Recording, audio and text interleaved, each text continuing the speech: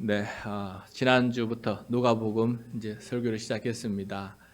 지난주일은 예수님의 탄생에 대해서 첫 시작 이야기를 함께 살펴보았어요. 예수님의 탄생은 큰 기쁨의 좋은 소식이다. 특별히 모든 백성에게, 온 백성에게 어느 누구도 제외당하거나 소외당함 없이 모든 사람들에게 큰 기쁨의 좋은 소식이다라는 사실을 우리가 함께 살펴보았어요. 그래서 모든 죄인을 구원하시는 구주가 된다 하는 거 우리가 기억할 것입니다. 오늘은 특별히 아무도 이 사람은 좋은 소식을 받을 자격이 없는 사람이다. 이 사람은 내놓은 사람이다. 그 사람에게 좋은 소식을 전하시는 예수님, 그뿐만 아니라 예수님의 12 제자 중에 한 사람으로 부르시는 그 이야기가 오늘 우리들에게 들려준 말씀이 되겠습니다. 그래서 오늘 말씀을 읽으면서 정말 그 시대의 사람들에게 저 사람에게는 좋은 소식 전하면 안 됩니다 라고 한 사람조차에게도 좋은 말씀이 되시는, 좋은 소식이 되시는 하나님의 복음, 예수 그리스도의 복음에 대해서 우리가 함께 경청하면서 나에게 주어진 이 복음이 얼마나 큰 복음인지, 은혜의 복음인지를 다시 한번 깨닫고 감사하는 그런 귀한 시간 되었으면 좋겠습니다. 예수님은 고향 나사렛에서 환영을 받지 못했어요. 환영을 받지 못해서 결국은 이 하나님 나라 복음 전파 본부를 나사렛에 두지 못하고 가버나움에다가 본부를 두면서 하나님 나라 복음 전파 운동을 시작하게 되었습니다. 여러분, 가버나움 여러분 꼭 기억했으면 좋겠어요. 가버나움 굉장히 중요한 지명 중에 하나입니다. 어디 있냐면은 다음 화면을 보시면은 왼쪽에 나사렛, 예수님께서 태어나신 곳은 베들레헴이지만 어려서부터 계속 자라신 곳은 저 나사렛 동네예요. 저 나사렛에서 이제 환영을 받지 못해서 예수님께서 어디에 가시느냐? 갈릴리 호수 북쪽에 있는 도시 가버나움에 가게 돼요. 가버나움. 여기 가버나움은 누구의 마을이냐면은 예수님의 수제자 베드로의 동네예요. 베드로의 동네. 그리고 저 가버나움 중에서 누구 집에서 예수님께서 본부를 삼으셨느냐? 바로 베드로의 집입니다. 그 베드로의 집에 베드로는 어떤 사연인지 모르지만 장모님을 모시고 계셨어요. 근데 그 장모님이 열병을 앓고 있었어요. 근데 예수님께서 고쳐주시자 그 베드로의 장모가 예수님과 제자, 그때 당시에는 3명의 제자죠. 베드로, 야고보, 요한. 그렇게 해서 밥을 해 먹이면서 그렇게 수송을 드는 그런 역할을 감당하고 있었던 분이 바로 베드로의 어머니예요. 그래서 저 가버나움에서 복음의 운동이 시작이 된 것입니다. 저 가버나움은 큰 도시고 성읍이라서 저기에 세관이 있었습니다. 세관, 큰 길가에 사람이 통과하는 그 길가에 세관이 있었는데 그 세관에 세리가 일하고 있었어요. 세리라는 것은 세금을 걷어들이는 그런 직분을 가진 사람, 직업을 가진 사람 아니겠습니까? 근데 예수님께서 그 세관을 계속 왔다 갔다 하시면서 그 세관에 앉아 있는 그 한 사람을 눈여겨보셨어요. 눈여겨보시고는 그 세리를 부르셨어요. 부르시는 거예요. 자, 27절, 28절입니다. 27절, 28절 시작. 그 후에 예수께서 나가사 레위라 하는 세리가 세관에 앉아 있는 것을 보시고 나를 따르라 하시니 그가 모든 것을 버리고 일어나 따르니라. 자, 지금까지 누가복음에 따르면은 베드로, 야고보, 요한 3명의 제자를 주님께서 부르셨어요. 그 다음에 4번째 제자를 부르시는 이야기입니다. 4번째 제자를 부르시는데 이 사람은 누구냐? 레위, 이름이 레위. 히브리식 이름은 레위고 헬라식 이름은 마테입니다. 자, 세리 레위가 세관에 앉아 있다가 예수님께서 찾아오셔서 자기를 향해서 나를 따르라 라고 하니까 놀라운 반응이 있나요? 이 레위가 자기가 앉았던 자리에서 일어나서 모든 것을 버려두고 즉시 예수님을 따랐다라는 것입니다. 여러분, 여기서 모든 것을 버렸다는 말은 무슨 의미겠어요? 그 세관에서 일하는 세리라는 직업을 버렸다는 뜻 아니겠습니까? 고급 직업인 이 세리의 높은 소득을 포기했다라는 뜻이에요. 여러분, 세상에서 출세하고 성공하고 많은 돈을 벌었던 삶을 청산하는 거예요. 세리가 되었다는 것은 굉장히 귀한 그런 세상에 있어서 인정받는 그런 삶의 모습 아니었겠습니까? 그런데 이 세리가 되기 위해서는 바보는 세리가 못 됩니다. 굉장히 똑똑해야 되고 계산이 빠르고 세상을 파악을 잘하고 위에 고관들을 잘 모시고 세상을 어떻게 살아야 되는지를 처세술까지 잘 아는 뛰어난 사람 아니겠습니까? 그런데 어찌하여 이런 사람이 이렇게 단순한 결정을 내리고 그동안 자신을 살려주고 먹여준 이 직업을 버리고 즉시 예수님을 따를 수 있었을까? 선뜻 좀 이해가 되지 않습니다. 어떻게 그 한마디에 그 좋은 직장을 버리고 예수님을 따를 수 있을까? 어떤 그런 결정을 순식간에 내릴 수 있을까? 아직까지 잘 이해가 되지 않습니다. 세리 레위, 이제는 레위가 아니죠. 이제 그 자리에서 세리직을 버렸으니까 전직 이제 세리 레위가 되겠죠. 전직 세리 레위는 예수님과 제자들을 자기 집으로 초대하고 큰 잔치를 벌여요. 큰 잔치. 29절입니다. 29절 시작. 레위가 예수를 위하여 자기 집에서 큰 잔치를 하니 세리와 다른 사람이 많이 함께 앉아 있는지라. 자, 이 잔치는 예수님을 위한 잔치였습니다. 예수님 때문에 벌인 잔치예요. 레위의 마음속에는 예수님이 너무너무 고마워서 이 기쁨을 이기지 못해서 지금 잔치를 벌이고 있는 거예요. 아니, 그 좋은 직업을 잃게 만든 예수님이 뭐가 좋다고, 그죠? 우리가 생각하면은, 그 모든 좋은 직장 다 때려치우게끔 만든 예수님이 뭐가 좋다고, 앞으로 고생길 접어들었는데 뭐가 좋다고 이렇게 예수님을 위해서 큰 잔치를 베풀을까? 세상 사람들은 이해할 수 없는 그런 모습 아니겠어요? 그리고 레위는 동료 세리와 같이 일했던 세리들과 다른 사람들을 많이 초대합니다. 그 자리에. 예수님을 위한 잔치이기도 했지만은 자기 동료와 지인들에게 나는 이제 세리가 아니고 세금을 거둬들이는 사람이 아니라 예수님과 함께 이 좋은 소식을 전해주는 사람으로 살 것이다 라는 사실을 많은 사람들에게 알리는 그런 잔치이기도 했습니다. 그러니까 자기 삶이 이제 바뀌었다, 나는 이제 다른 삶을 산다라는 것을 알려주는 그런 자리이기도 했다는 거예요. 게다가 전직 세리가 초대한 사람들이 어떤 사람인가 보면은 왜 예수님께서 레위를 제자로 부르셨는지 어느 정도 짐작을 할 수가 있어요. 같은 사건을 기록한 마가복음에 보면은 마가복음 2장 15절에 보면은 이렇게 마가는 증언하고 있어요. 우리 화면을 보면서 마가복음 2장 15절 같이 읽겠습니다. 그의 집에 앉아 잡수실 때에 많은 세리와 죄인들이 예수와 그의 제자들과 함께 앉았으니 이는 그러한 사람들이 많이 있어서 예수를 따름이러라. 예. 그러한 사람들이 많이 있어서 예수를 따르미라. 거기에 초대된 사람들, 다른 세리와 죄인들도 예수님의 소식을 듣고 예수님이 좋아서 예수님을 인정하고 예수님을 따르는 사람, 물론 제자들처럼 따르지는 않았지만은 예수님의 말씀에 수긍하고 예수님과 함께 했으면 좋겠다고 하는 그러한 마음을 가진 사람들이 거기에 다 모여 있었다라는 것을 이렇게 말해주고 있어요. 그래서 이 마가복음에 따르면은 레위가 어떻게 해서 즉시 예수님의 부르심에 응답했는지 여기서 추측을 할 수가 있습니다. 그의 친구들, 그의 많은 아는 사람들은 이미 다 예수님 앞에 긍정적인 마음을 가졌고 그 말씀을 듣고 그 좋은 소식에 수긍한 사람들이 거기에 초대된 것을 볼 때에 이미 이 레위의 마음은 그 마음이 이미 주님께 열려져 있는 상태였어요. 열려져 있는 상태. 그래서 부르셨을 때 지체 없이 따르고 싶은 그런 마음이 있었던 것을 보게 됩니다. 그렇게 추측이 돼요.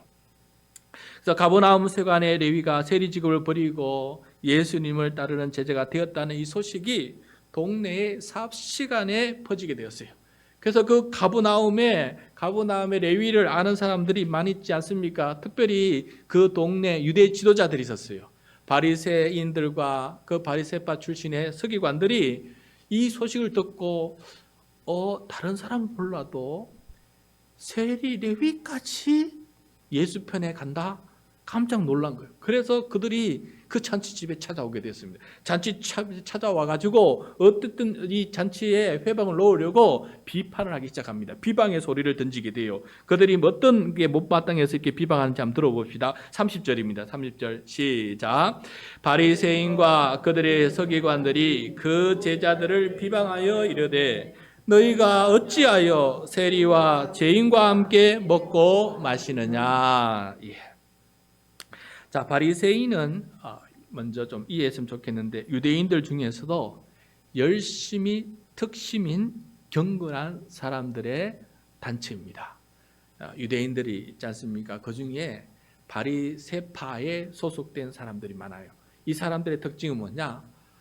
정말 하나님 앞에 말씀 앞에 신실하게 살려고 경건하게 살려고 작정하고 그 열심을 품은 사람들이 다 이 바리새파에 속해져 있었어요.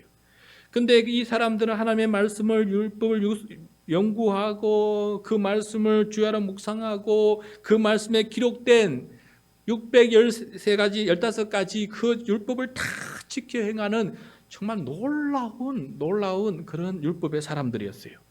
그러다 보니까 그 바리새파 사람들 중에서 서기관들이 나타났어요. 서기관들이 뭐냐면 율법 선생을 말해요. 율법 선생, 오늘 랍비라 부르기도 하고 선생님이라고 부르기도 하는 그런 서기관들이 거기에 바리새파 사람들 중에서 많이 나오게 됐어요. 그러니까 지금 여기 바리새인과 서기관들이 쫓아왔다는 것은 그 유대 사회를 이끌어가는 지도자예요. 신앙의 모든 해석과 권위를 가진 지도자들이 와서 지금 이렇게 비방을 하게 되는 거예요. 그러면 어떤 일이 벌어지겠습니까? 우리가 평소에 회당에서 말씀을 전해 주시던 저 서기관이 저렇게 말씀하시니까 이거 뭐 문제가 있나 보다. 이거 지금 문제겠다 하는 그런 생각을 가지지 않겠습니까? 그래서 그들이 지금 얘기를 하는데 뭐부터 얘기를 하느냐? 어찌하여 세리와 죄인과 함께 먹고 마시느냐라고 비방을 해요. 여러분, 서기관들은 세리를 죄인으로 보고 있습니다. 죄인으로 보고 있어요. 그리고 죄인과 함께 먹고 마시는 것은 그 죄인의 죄에 동조하는 사람으로 여겨졌기 때문에 그런 사람들과 같은 식탁에서 앉지를 말라고 가르쳤어요. 그래서 앉게 되면 자기도 죄에 물든다라고 했기 때문에 죄인과의 식탁 교제는 금지된 사항 중에 하나였다라는 것을 보게 됩니다. 그래서 지금 이렇게 말한 거예요. 어떻게 세리라고 하는 이 죄인들과 함께 앉아서 식탁에 앉아서 밥을 먹느냐. 이것은 잘못된 것이다라고 지금 비방을 하는 거 아니겠어요? 여러분, 당시 세리가 특별히 이렇게 죄인이 된 이유가 있어요. 죄가 돼 있어요. 세리들이 자기들도 회개하고 하나님께 돌아가기 위해서 많은 세리의 일부들이 요단강에 가서 요한에게 세례를 받는 사람들이 있었어요. 세례를 받을 때 회개에 합당한 삶을 살기 위해서 요한이 회개에 합당한 삶을 살아라니까 그럼 우리가 어떻게 살아면 좋겠습니까? 라고 물었어요. 그래서 요한이 그때 세리들에게 한 말이 있어요. 그 말을 우리가 앞에 있는데 누가복음 3장 12절 13절이거든요. 우리 화면을 보면서 같이 읽겠습니다. 시작. 세리들도 세례를 받고자 하여 와서 이르되 선생이여 우리는 무엇을 하리까 하매 이르되 부과된 것 외에는 거두지 말라 하고. 자, 세리 요한이 세리들에게 회개에 합당한 삶은 뭐냐? 너희들이 세금을 거둬들일 때 부과된 것 외에 더 거둬들여서 부당하게 거둬들여서 너희들이 죄물을 축적하고 이 힘든 서민들을 더 힘들게 만드는, 그래서 동족들에게 정오와 멸시의 대상이 되고 있지 않느냐. 심지어 매국노라고 그렇게 비판을 받고 이 유대 지도자들에게는 죄인 취급받고 있지 않느냐. 그러므로 너희는 앞으로 세금을 거둬들일 때 부과된 세금 외에는 거둬들이지 말아야 된다라는 것을 말씀해 주고 있는 것을 보게 돼요. 그래서 세리는 이렇게 나쁜 짓을 하고 있었기 때문에 죄인 취급받고 있었다라는 것을 오늘 우리가 말씀을 통해서 깨닫게 됩니다. 그런데 이 세리 레위를 예수님께서 부르셔서 제자로 삼으시고 또 세리 레위 집에 가서 식탁에 앉아서 밥을 먹고 있어요. 그러니까 이건 모든 유대인들에게 비난의 대상이 되고 예수님의 제자뿐만 아니라 예수님조차도 지금 비난을 받을 그런 상황에 놓여 있다는 겁니다. 자, 이렇게 잔치에 찬물을 끼얹는 이 비방에 예수님께서 어떻게 대답을 하시느냐? 31절, 32절입니다. 같이 읽겠습니다. 시작.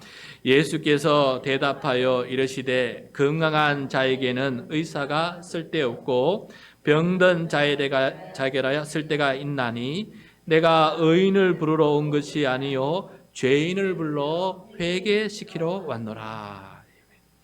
자, 병든 자에게는 치료해 줄 의사가 필요하듯이 죄인에게는 회개시켜서 구원받게 할 영적 의사가 필요하지 않느냐.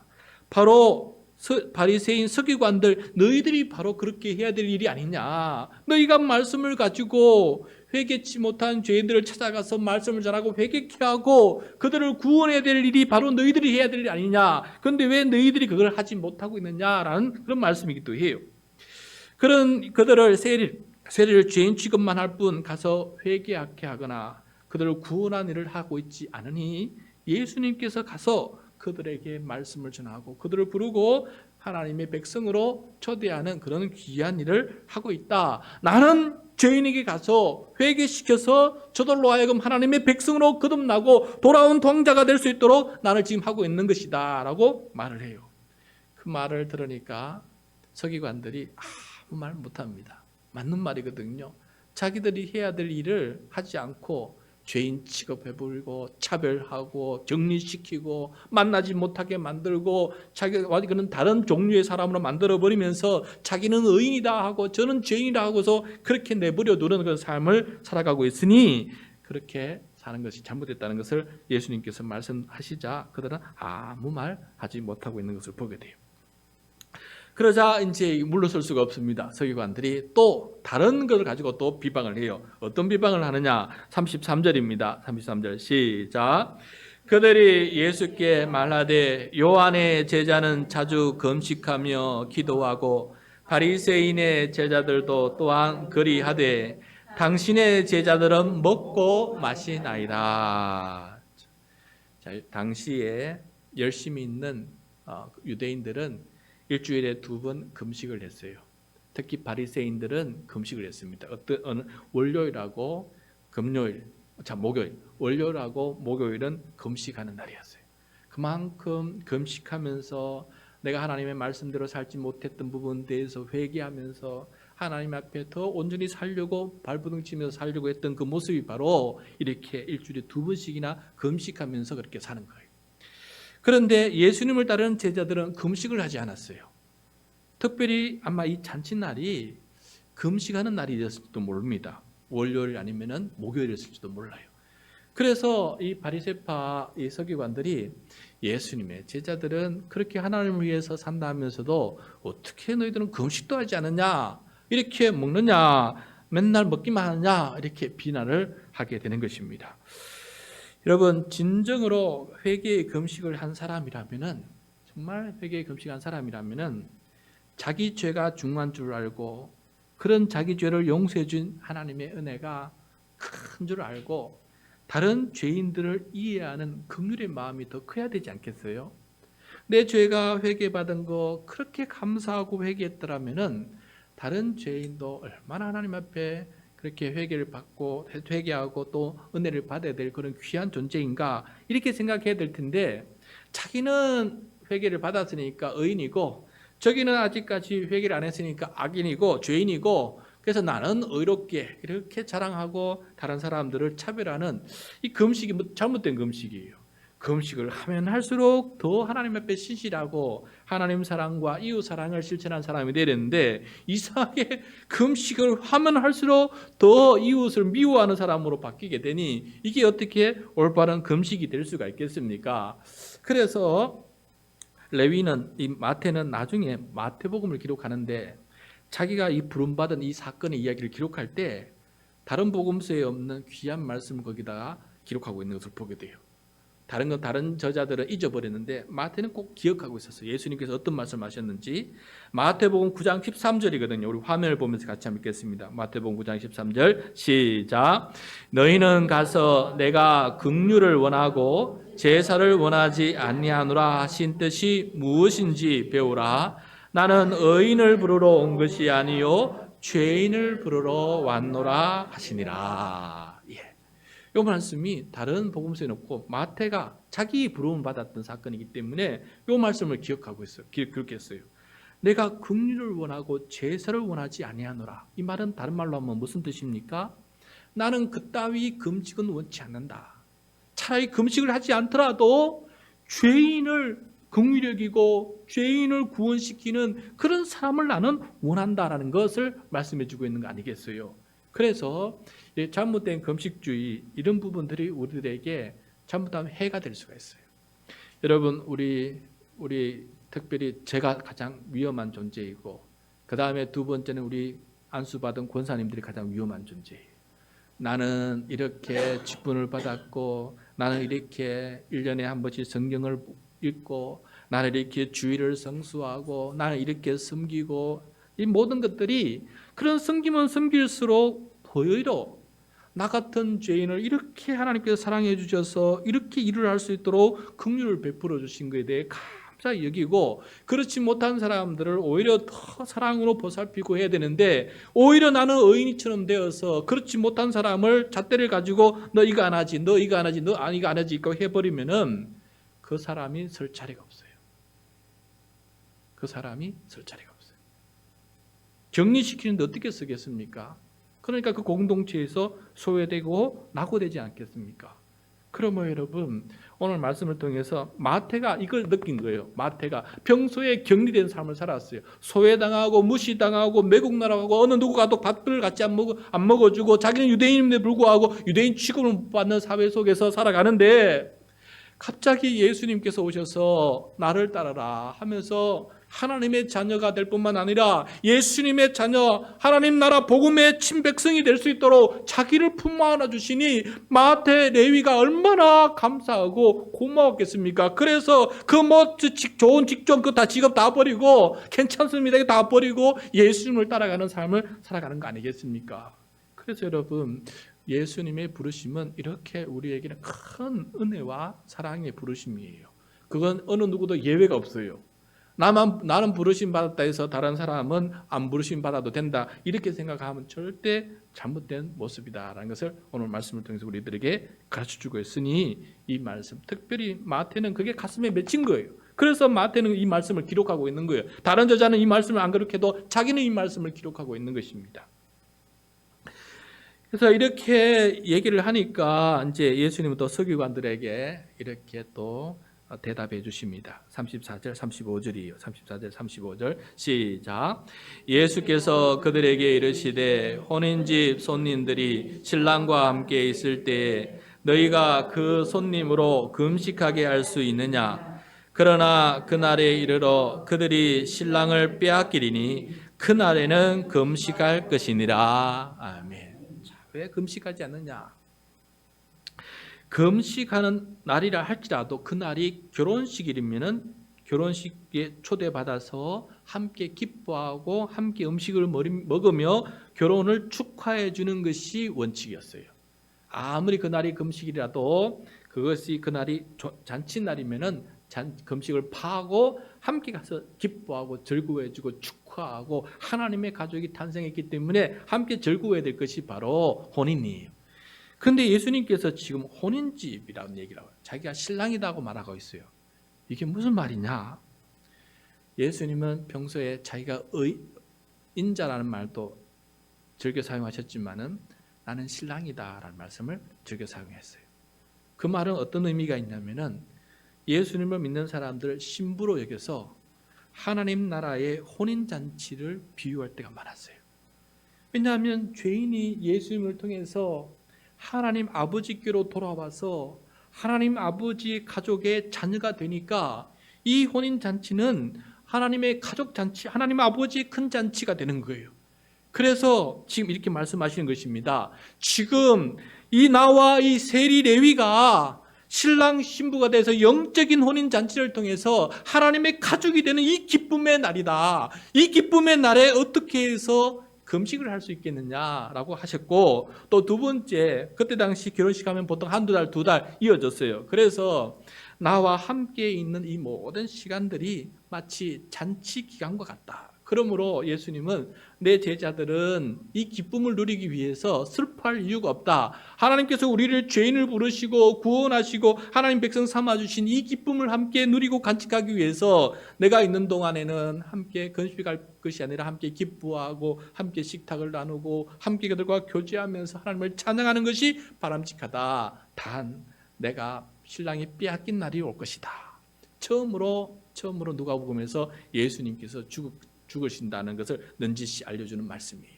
그래서 십자가의 날 빼앗긴 날이 올 텐데 그때는 제자들이 정신 차리고 그때는 금식을 하면서 우리가 무엇을 잘못했는지 어떤 불신이 있어서 이런 것인지 그때는 정신 차리고 그렇게 금식할 때가 올 것이다 라고 이렇게 말씀해 주고 있는 것을 보게 돼요. 자, 예수님께서 서기관들에게 이 죄인들이 하나님 백성 되는 이 놀라운 잔치자리인데 어떻게 해서 이렇게 금식할 수 있겠냐라고 하니까 또 서기관들이 할 말이 없습니다. 할 말이 없어요. 그래서 그 다음에 주님께서 거기에 있는 모든 사람들에게 오늘의 이 귀한 레위를 부르시는, 다른 제자들은 다 유대인이었고 칭찬 많고 죄인이 아니었거든요. 베드로, 야고보, 요한은 제자로 불러도 어느 누구도 이거 가지고 문제 삼는 사람이 없어요. 그런데 레위를 부르는 것은 너무나 큰 사건이거든요. 그래서 예수님께서는 이 사건을 하고 이 자리에서 추가적으로 말씀을 하시는데 그 내용이 바로 36절부터예요. 어떤 말씀을 하셨는지 우리 함께 들어봅시다. 레위는 이 말씀이 가슴에 깊이 새겨졌을 거예요. 36절 먼저 읽겠습니다. 시작. 또 비유하여 이르시되 새 옷에서 조각을 찢어 낡은 옷에 붙이는 자가 없나니 만일 그렇게 하면 새 옷을 찢을 뿐이요 또 새 옷에서 찢은 조각이 낡은 것에 어울리지 아니하리라. 새 옷 조각을 찢어서 낡은 옷에 꿰매면 어떤 일이 벌어지느냐? 이렇게 낡은 옷을 잡아당기면은 그 새 옷 조각 연결된 부분이 찢겨져요. 그리고 빨래를 하게 되면은 새 옷은 줄어들어요. 더 많이 낡은 옷은 이미 다 늘어나 있기 때문에 상관없는데 줄어들기 때문에 그 꿰맨 자리가 다 찢어지게 됩니다. 그래서 낡은 옷에는 낡은 조각으로 꿰매야 이게 제대로 된 꿰맨 거죠. 근데 새 옷 조각으로 꿰매는 맞지 않다라는 것을 말씀해 주고 있어요. 자, 이게 무슨 의미가 있느냐? 무슨 의미가 있냐? 다음 화면을 보시면은 낡은 옷은 모세를 가리켜요. 모세. 그다음에 새 옷은 예수님을 가리켜요. 율법을 따라 살아가는 거하고 이제는 복음을 따라가 사는 거예요. 낡은 옷 조각은 뭐냐? 바로 모세의 제자들 바리새인 이 서기관을 말해요. 그 다음에 새 옷 조각은 누구냐? 예수님의 제자들을 말해요. 다시 말해서 예수님의 제자들이 낡은 모세의 가르침에서 따라가 살아갈 수가 없다는 거예요. 그렇기 때문에 어떤 일이 벌어집니까? 세리 같은 죄인은 결코 하나님의 백성이 될 수 없는 거예요. 이해되십니까?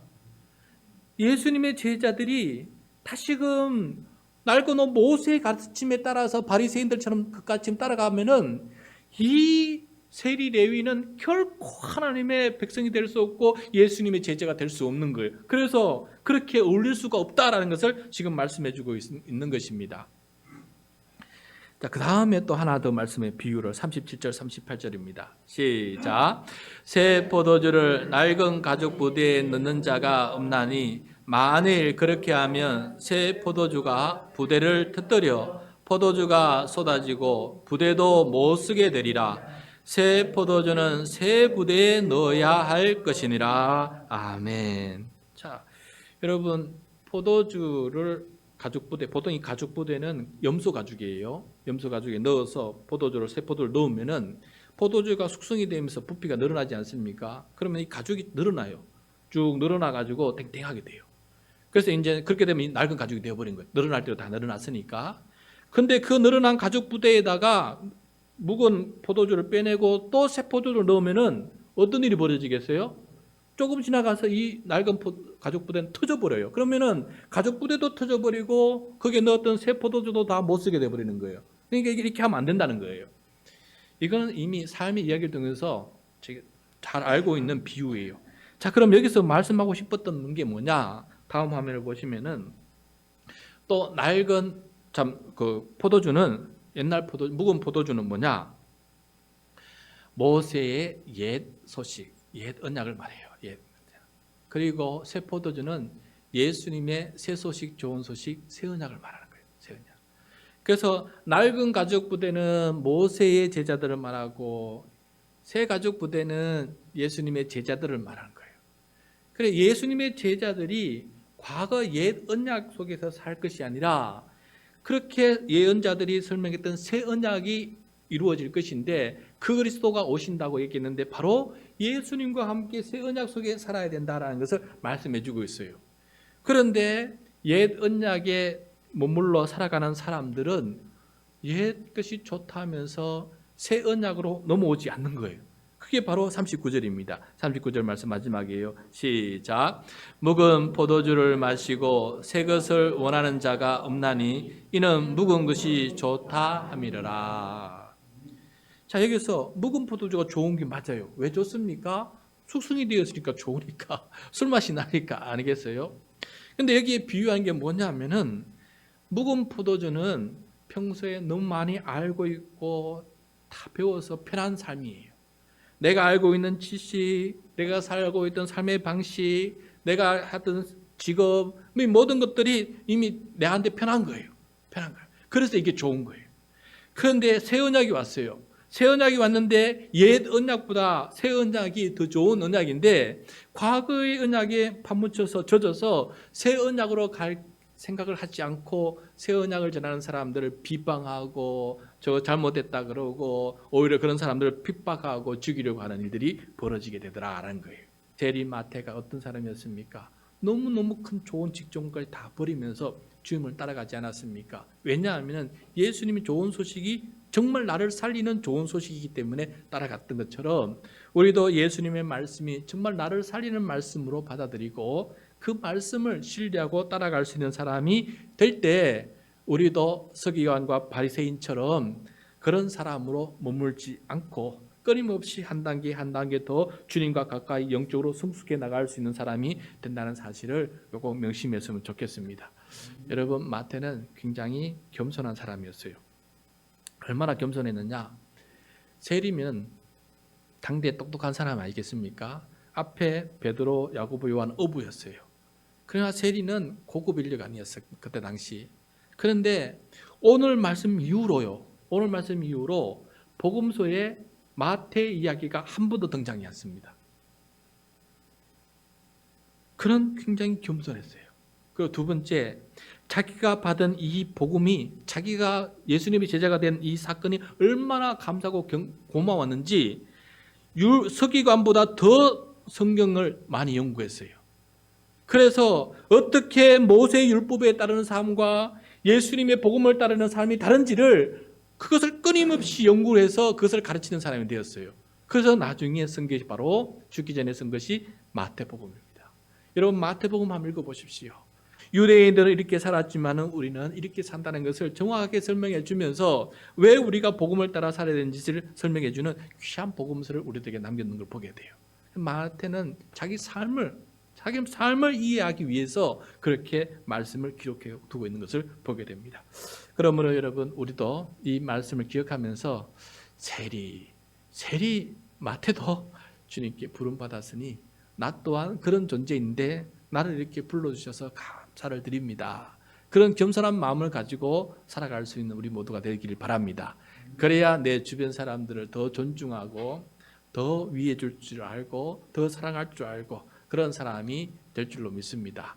절대 바리새인처럼 꼿꼿한 의인으로 정죄하는 삶을 살지 말고 나는 세리와 같은 사람인데 이렇게 주님의 부르심 받아서 제자가 되었습니다. 그러한 마음으로 살아갈 수 있는 사람이 될 때 정말 그 좋은 소식이 나뿐만 아니라 내 주변의 모든 사람에게도 좋은 소식이 될 줄로 믿습니다. 아멘.